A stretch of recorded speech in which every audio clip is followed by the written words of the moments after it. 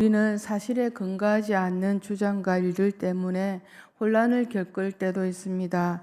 이러한 부분은 성경에서도 우매자라고 말하고 있습니다.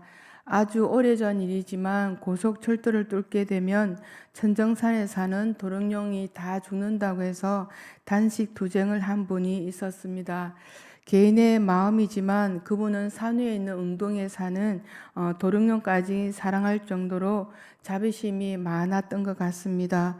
도롱뇽을 지키기 위해 목숨을 걸고 단식 투쟁을 했던 적이 있었습니다. 하지만 나중에 학자들에 의해서 조사한 결과는 고속철도가 오히려 도롱뇽들 생존에 지장을 주지 않고 오히려 산 운동에서 도롱뇽들이 넘쳐나고 있다는 것을 발견된 일이 있었습니다.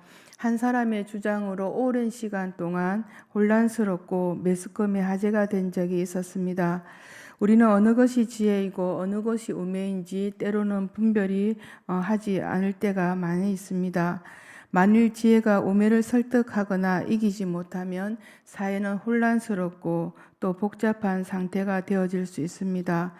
우리의 몸의 암세포는 아주 작아서 보이지 않을 정도로 작다고 합니다.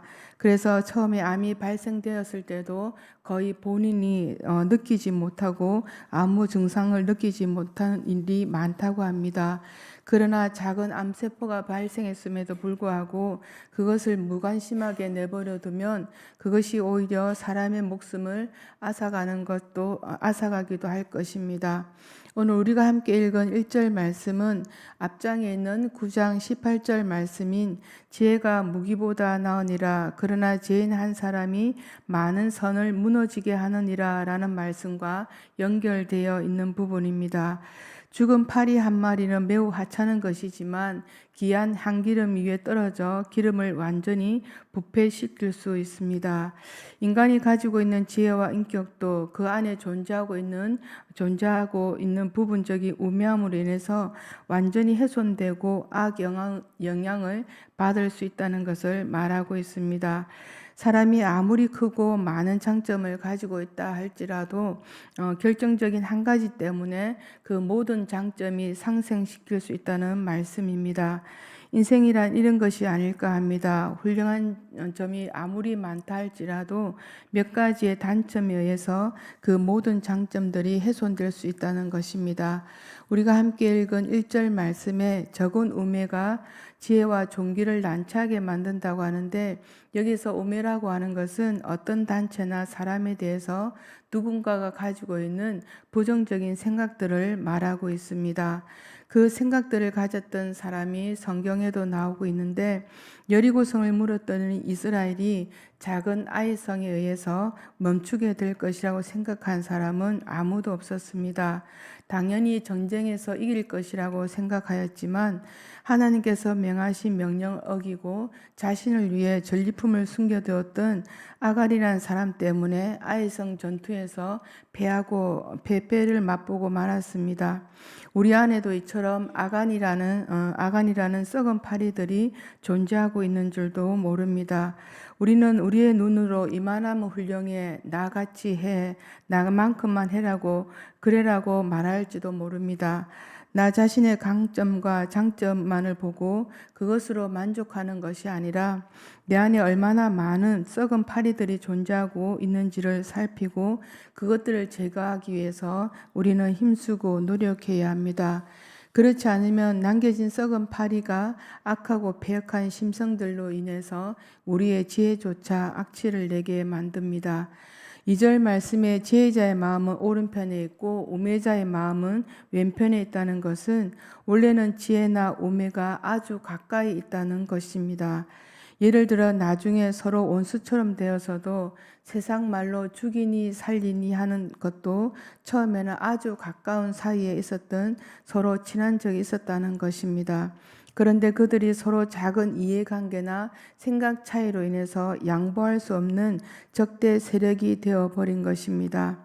오른편이라는 말은 신구약을 불문하고 영광, 어려움을 상징하는 말로 인해 반하여서 왼쪽에 있는 것은 불이나 열등감, 무능력을 상징하는 말로 쓰입니다.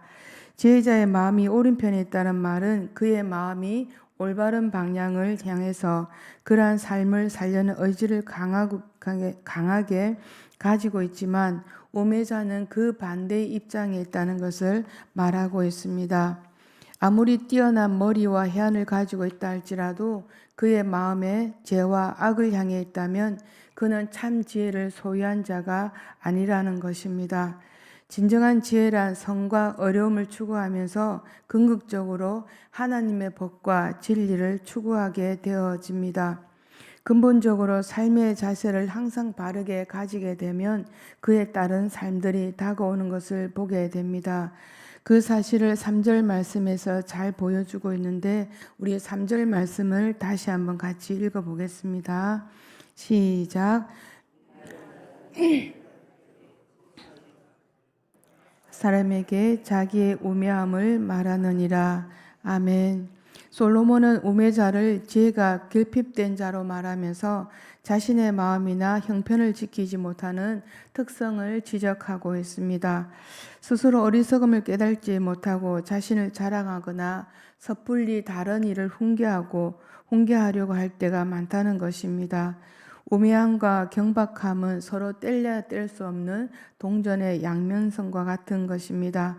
지혜가 부족한 데서 나타나는 현상으로 소모적인 말들을 최대한 아끼고 결정적으로 절제하며 신중히 생각하고 말하고 행동하는 습관들이 우리 모두에게 있어야 할 줄 믿습니다. 우리 말로 인해 나 자신의 우매함을 드러내고 그것을 분쟁과 싸움으로 일컬어서는 절대 안 될 것입니다. 우리는 신중히 생각하고 말할 때도 이 말이 반드시 주변의 많은 사람들에게 도움이 되는가 아니면 선한 말인가 또 힘이 되는 말인가를 깊이 생각하고 말하고 행동하는 우리의 자세가 필요하지 않나 합니다. 우리가 공동체 생활 가운데 많은 말도 하지만 가장 조심하고 신중하고 또 마음을 담아내야 할 것도 말입니다. 옛말에 천냥빚을 갚는다는 말 한마디가 천냥빚을 갚는다는 말처럼 말이 사람을 살리기도 하고 또 해하기도 합니다. 진실하지 않는 말, 생각 없이 내뱉는 말이 다시 돌고 돌아 서로에게 상처로 남는 일들이 우리 가운데 있을 수 있습니다. 엎질러짐을 다시 줄 담을 수 없는 것처럼 그만큼 말이란 우리 모두에게 흔적을 남기게 됩니다. 하나님께서도 세상을 창조하실 때 말로서 창조하셨습니다. 하나님은 이 세상을, 이 세계를 말씀으로 말하셨습니다. 우리가 가는 공동체가 건강하게 성장하고 모든 사람들이 함께 할 수 있는 곳이구나라고 느낄 수 있는 것은 우리가 함께 나누는 대화와 말에 있다고 봅니다.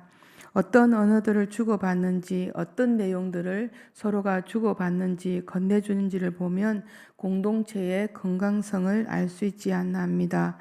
우리 모두가 건네는 언어 속에 지혜가 담겨 있기를 기원드립니다. 우매자의 자리에 있지 않고 지혜 자리에서 나눌 수 있는 언어들이 우리 모두에게 많이 있기를 기원드립니다. 우리 5절 6절 말씀을 다시 한번 읽어보겠습니다. 시작.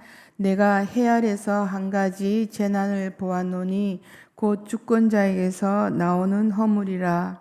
우매한 자가 크게 높은 지위들을 얻고 부자들이 낮은 지위에 앉는도다. 아멘. 하나님을 할 때 우리는 다양한 의견을 제시할 수 있습니다. 우리가 각자가 경험하고 바라보는 견해가 다르기 때문에 의견을 충분히 낼 수 있다고 생각되어집니다. 주의를 감당하다 보면 때로는 본의 아니게 필요치 않는 말을 하게 될 때도 있고 또 불필요한 말을 듣게 될 때도 있습니다. 그리고 자신의 시간과 물질 인내를 더 요구할 때도 있게 되어집니다.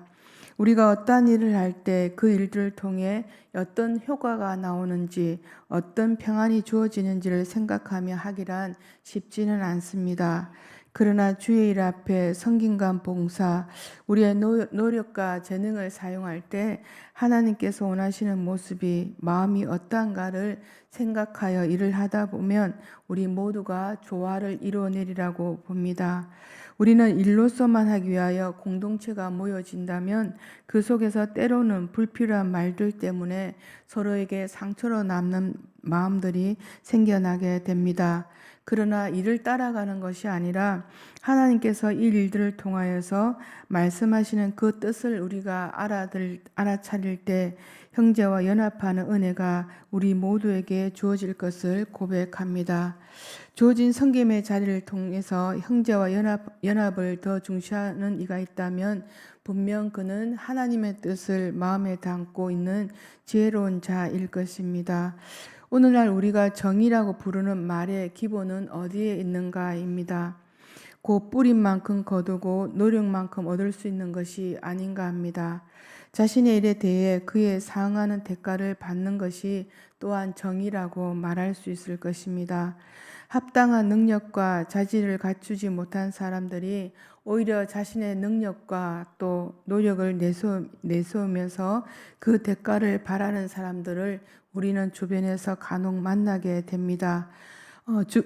주객이 전도되어 땀과 노력 없이 또 성실함 없이 헛된 가치로 치부되는 이 시대는 우리는 결코 모순된 세상의 풍조를 따라가서는 결코 안 될 것입니다. 바울이 이에 대해 구원받은 성도라면 이 시대를 본받지 말고 오직 하나님의 선하시고 기뻐하시고 온전한 뜻이 무엇인가를 분별하라고 우리에게 교훈하고 있습니다. 로마서 12장 3절에도 마땅히 생각할 그 이상의 생각을 품지 않고 오직 하나님께서 각 사람에게 나눠주신 믿음의 분량대로 지혜롭게 생각하라고 말씀하고 있습니다. 자신이 노력한 것 이상, 땀 흘린 것 이상, 자신이 가지고 있는 노력 이상에 대해서 그 대가를 얻는 것이 아니라 하나님께서 선하고 기뻐하시고 온전한 뜻이 아니기에 우리는 헛된 것을 생각해서 안 된다고 말하고 있는 것입니다. 그에 따른 마땅히 생각할 그 이상의 것들을 생각하고 기대하는 것은 오히려 우리에게 제 자리에 있게 된다는 것입니다. 함께 나눈 본문의 말씀은 지혜를 아주 크게 여긴 데서 말하고 있습니다. 그 자신이 한 사람의 지혜자로 자신이 그리고 지혜를 통해 많은 도움을 얻는 당사자로서 솔로몬은 지혜의 참 가치를 알았던 인물이기도 합니다. 그러나 솔로몬은 지혜의 놀라운 가치를 소개하는 데 중점을 두지는 않았습니다.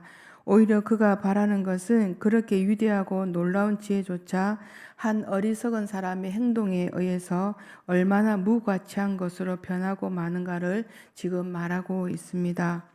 인생에서 지혜만이 아니라 거기에 덧붙여 반드시 우리에게 필요한 것이 있다면 근신하는 태도 역시 중요함을 가르쳐 주고 있습니다. 지혜는 아무리 지혜롭고 또 대단한 지위에 올랐다 할지라도 우리 모두에게 근신한 태도가 없다면 모든 것은 한순간에 실패하고 변한다는 것을 말하고 있습니다. 지혜의 중요성을 알 때 근신하는 가치 또한 우리에게 필요함을 말하고 있습니다. 하나님께서는 우리에게 지혜가 부족하면 구하라고 말씀해 주고 있습니다. 야고보서 1장 5절 말씀에 너희 중에 누구든지 지혜가 부족하거든 모든 사람에게 후히 주시고 꾸짖지 아니하시는 하나님께 구하라고 그리하면 주신다고 우리에게 약속해 주셨습니다. 우리의 삶을 참 잘 살아내기 위해서는 우리가 가진 지혜가 참 많이 부족합니다.